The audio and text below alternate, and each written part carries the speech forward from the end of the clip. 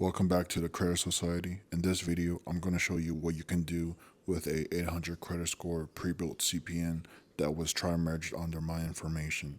So once you receive the pre-built CPN from industrytradelines.com, I'll leave the link on the description below where to purchase. They will tri-merge your information with the CPN that already has primary trade lines, and they already built up the CPN for you. So when you do apply for anything, you will get approved. This is an 800 credit score pre-built CPN, and I will show you the two primary trade lines added onto the CPN as a package.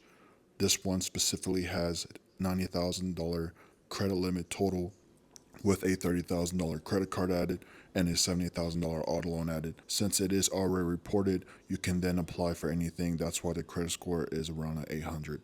You can use this under your information, and once you apply for an auto loan or a credit card, you will get approved because it already has a primary trade lines added with its backdated history. This is reported in all three credit bureaus, so all you have to do on your end is when you make the purchase, you will have a CPN given to you with a CPN number. It will be merged within a couple of days, and you will have a separate credit profile within your personal credit.